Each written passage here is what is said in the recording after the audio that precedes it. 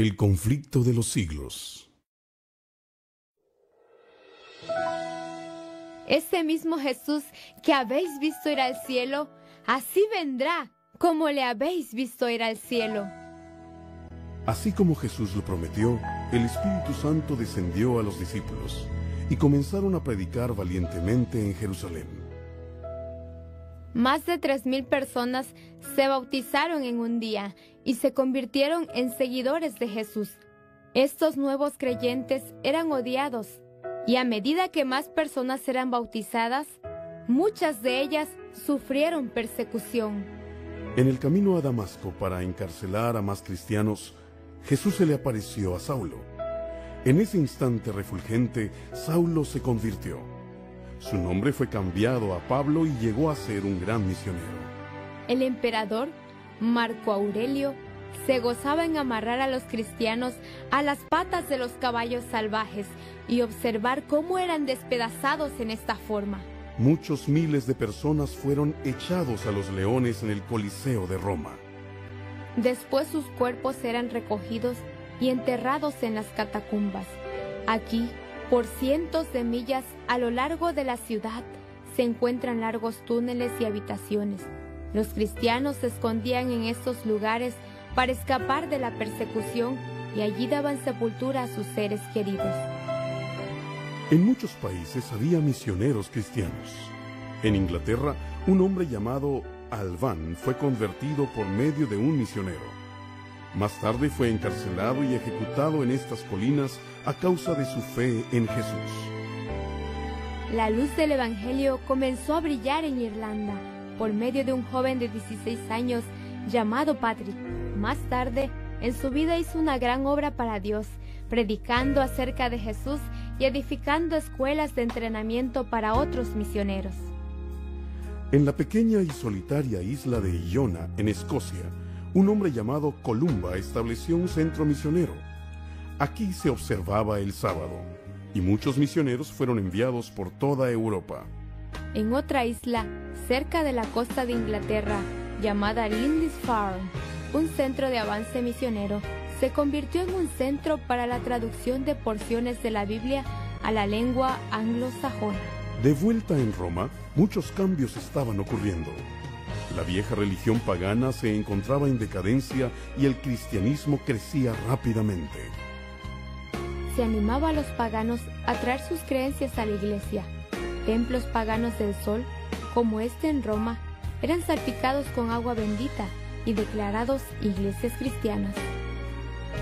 Estatuas paganas de Mitra y otros dioses fueron renombrados en honor a Jesús, a María o a los 12 apóstoles. El nacimiento del dios Sol el 25 de diciembre se convirtió en el día de Navidad. El día de adoración al sol se convirtió en un día festivo imperial en honor del emperador. Él quería que todos se unieran como cristianos y perseguía a los paganos para forzarlos a convertirse en cristianos. En Roma, la iglesia se fortaleció y para el año 538 el Papa se había convertido en el rey más poderoso de toda Europa.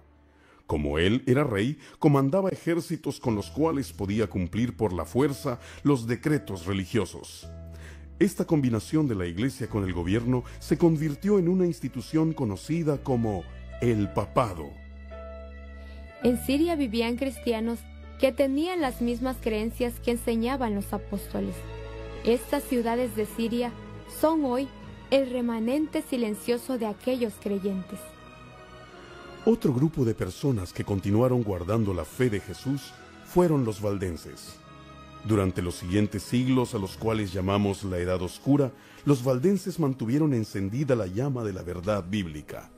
Estas personas adoraban en sus propias iglesias, se negaban a tener imágenes y estatuas, y confiaban solamente en Dios para su salvación.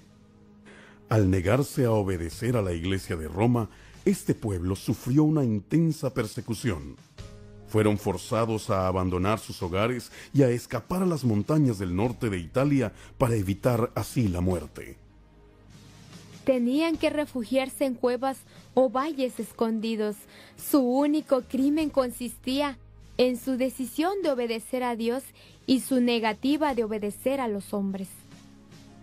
Aquí aparecen algunas de las armas, espadas y bolas de cañón usadas contra ellos. Usando estos pedazos lisos de roca como escritorio, copiaban partes de la Biblia.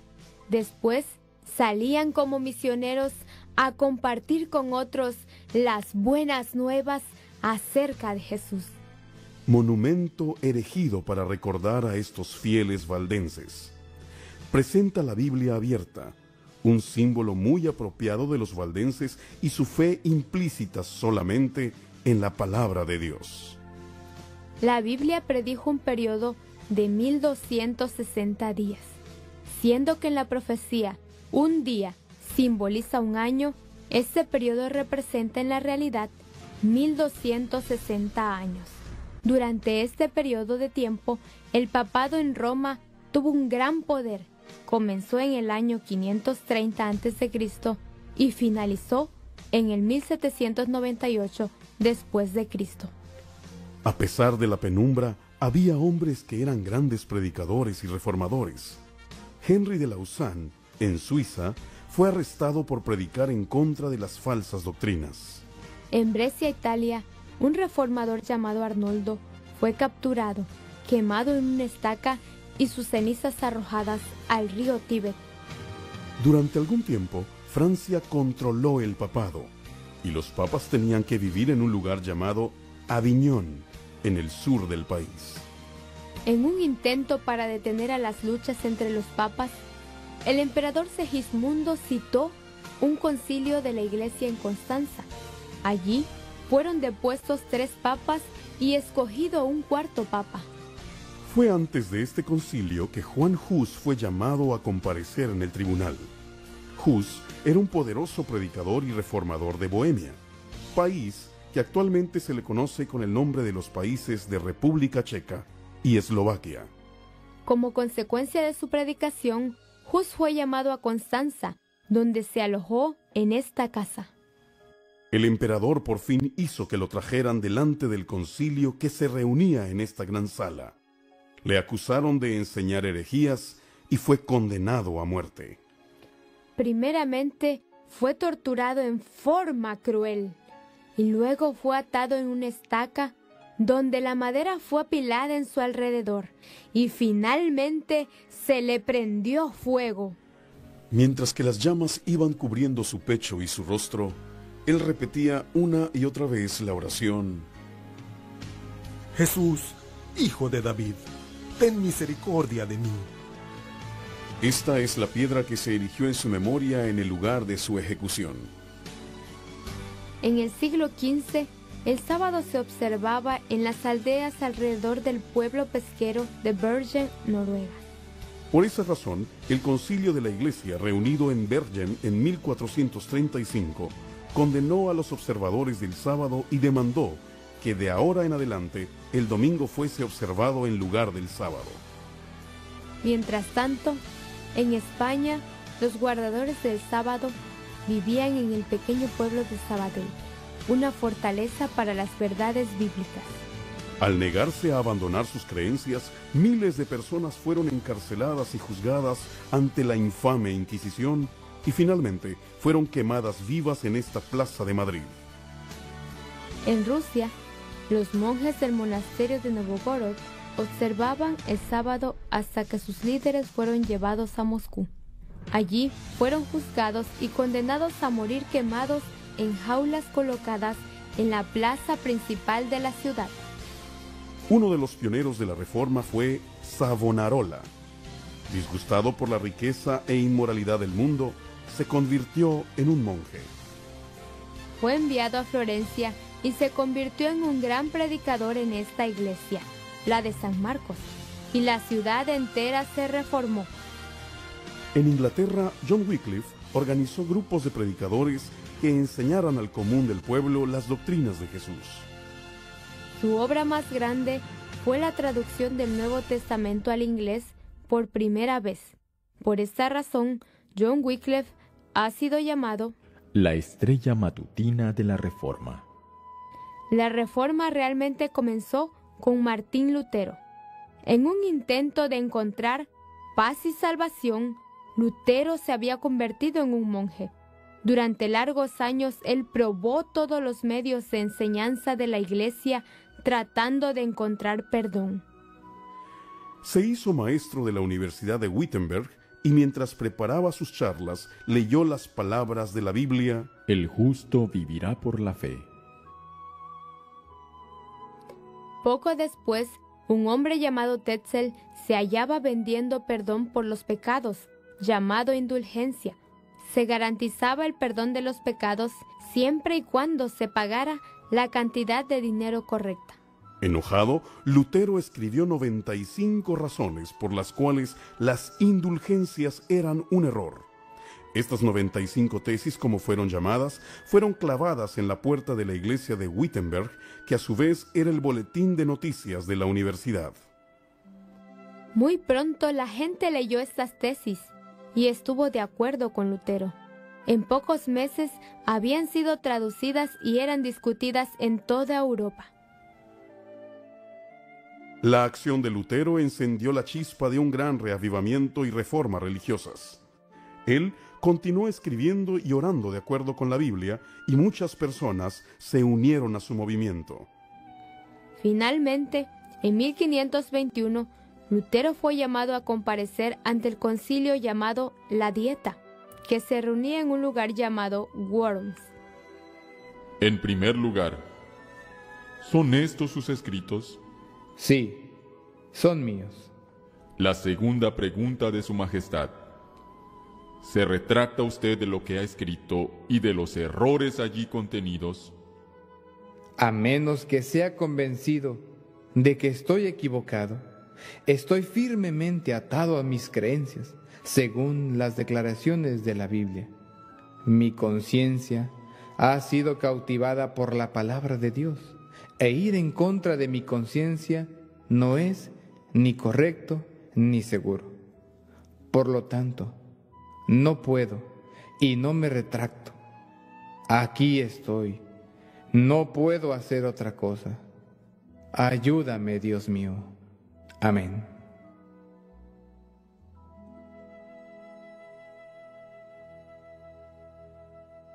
Lutero pudo escaparse de Worms, y aunque un decreto del Papa lo declaraba un hereje y lo condenaba a muerte, pudo vivir a escondidas mientras tradujo la Biblia al alemán. A causa de las protestas que él comenzó en contra de las prácticas y doctrinas católicas, los reformadores y sus seguidores fueron llamados protestantes. Suiza se convirtió en un centro de movimiento protestante. En esta casa, en las montañas de Suiza, nació Ulrich Zwingli, gran dirigente reformista. La mayor parte de su trabajo fue en Zúrich, donde predicó en esta catedral de la ciudad. En el sur de Suiza, la ciudad de Ginebra fue reformada completamente por medio de la predicación de Juan Calvino. En la actualidad, el concilio de esta ciudad ha erigido la muralla de la Reforma para conmemorar la obra hecha por Juan Calvino y sus compañeros de reforma. En Francia, los hugonotes, como eran llamados los protestantes franceses, se convirtieron en los campeones de las verdades bíblicas. En Finlandia, todavía se seguía observando el sábado como séptimo día. Esta iglesia fue el centro de un reavivamiento que enfatizó la segunda venida de Cristo y la observancia del sábado como día de reposo.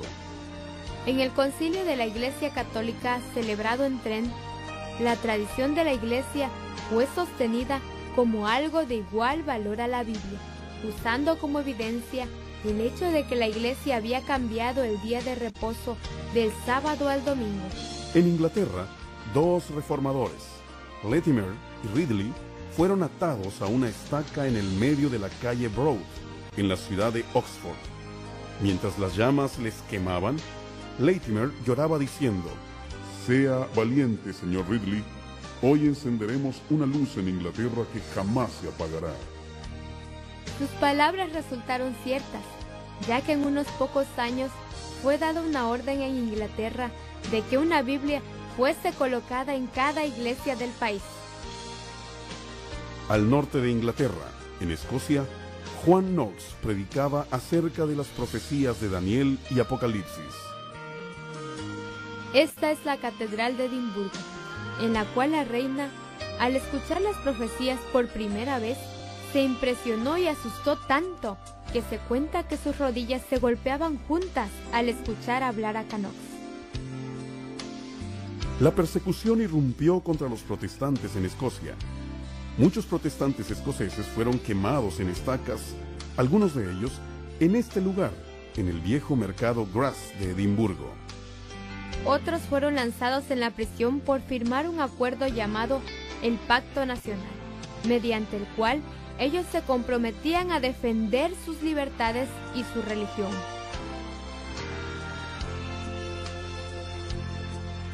En este lugar, llamado Wigtown, las dos Margaritas fueron condenadas a morir ahogadas. Ellas fueron llevadas al lado del mar con la marea baja.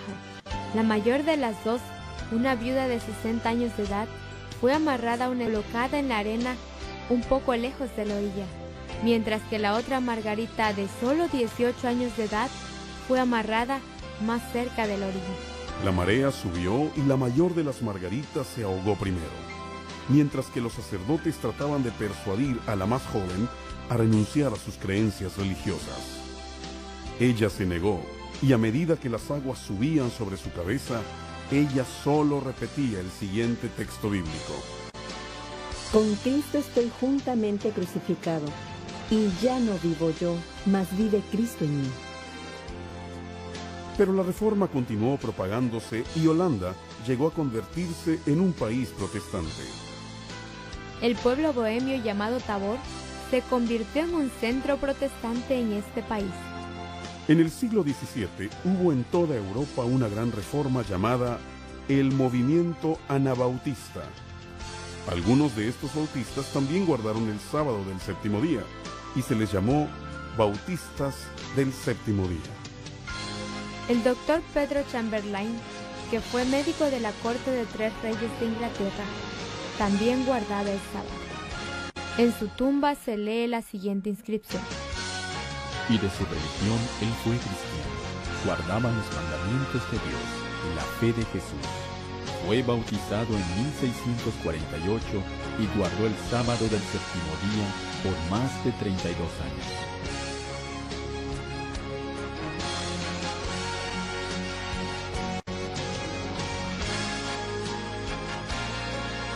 John Wesley fue un gran predicador inglés que viajó a lo largo y a lo ancho del país, predicándole a grandes multitudes al aire libre. En 1798 los soldados franceses invadieron a Roma y tomaron prisionero al Papa. El papado fue destituido del poder político del cual había disfrutado durante la Edad Media. Por esta razón es por la que la fecha de 1798 señala el fin del periodo de la profecía de los 1260 años. Para señalar este tiempo del fin, ocurrieron grandes señales. Entre ellas, el gran terremoto de Lisboa en 1755. El sol se oscureció misteriosamente en mayo de 1780, y esa misma noche la luna se tornó roja como sangre. La última gran señal tuvo lugar la noche del 13 de noviembre de 1833, cuando el cielo se cubrió totalmente de estrellas que caían. La hora profética de Dios había llegado. Los 2300 años profetizados por Daniel habían de terminar en 1844. Entonces Jesús comenzaría su obra final en el cielo antes de regresar a la tierra. La hora del juicio de Dios ha llegado y la gente debe prepararse para la venida de Jesús. En Suecia, aquellos que predicaban acerca de la segunda venida de Jesús fueron puestos en la cárcel de Örebro, pero en su lugar, Dios usó niños y niñas para la predicación. En los Estados Unidos, un campesino que también estudiaba las profecías de Daniel se convenció de que Cristo vendría pronto. Se llamaba Guillermo Miller. Sin embargo, con él comienza una nueva historia, la historia de los adventistas del séptimo día.